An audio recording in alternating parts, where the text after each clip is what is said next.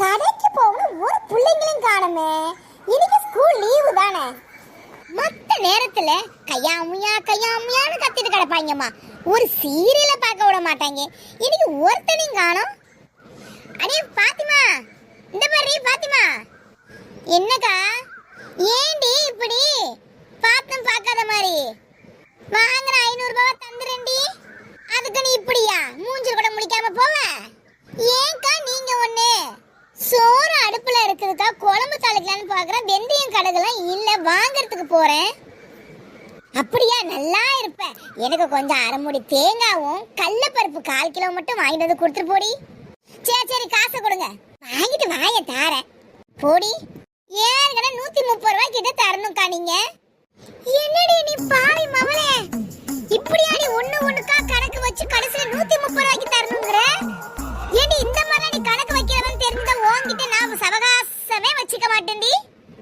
உனக்கு என்னக்கா, ஒரு 2 மகனுங்களும் சம்பாதிக்கிறாங்க. எனக்கு அப்படியா? என் வீட்டுக்கார சம்பாத்தியம் மட்டும்தான் குடும்பத்தை ஓட்டுறேன். 2 பிள்ளைங்களும் வேலைக்கு போய் நீ 5-10 அக்கம் பக்கத்துல கடனை வைக்கிற.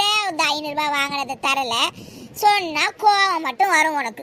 வாங்கிட்டு வந்து தாரேன், வெளியிலே நில்லு. போறத பாரு, கொள்ளி கண்ணை தூக்கி என் பசங்க மேல வச்சுட்டு போறான். முதல்ல போய் பிள்ளைங்களுக்கு சுத்தி போடணும். டேய் பெரியவனே. ஏமா? கொஞ்சம் நில்லுடா. டேய் சின்னவனே. ஏமா சொல்லுமா, நேரமாவது. செத்த நேரம் நில்லுடா.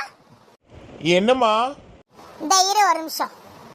அஞ்சு தரி என்னத்த கொஞ்சம் உப்பு மிளகாவும் ஒரு பேப்பர்ல வச்சு கொண்டு வா. என்னம்மா? டேய் பக்கத்துல இருக்கிற பாத்திமா ஒரு 2 புள்ளைங்க சம்பாதிக்கிறதுன்னு கண்ணு வச்சுட்டு போறாடா. அதான் இரு கொஞ்சம் சுத்தி போட்டுறேன். இந்தாங்கத்த ஊரு கண்ணு, நாய் கண்ணு, பேய் கண்ணு, பக்கத்து வீட்டு கண்ணு, இந்த பாத்திமா கண்ணு, ஆபீஸ்ல வேலை செய்யறவங்க கண்ணு, எல்லா கண்ணு ஓடி போட்டோம். துப்புடா. போ. நீ துப்புடா. போ. அஞ்சு நீ இந்த துப்புறத. சி கர்மந்தர புடிச்சே. சி அறிவு காடி உனக்கு. துப்பு சொன்னீங்க நினைச்சத. அறிவு கட்டவ. அப்பா ரொம்ப நாள் துப்பணும்னு நினைச்சிட்டேன். துப்பிட்டேன்.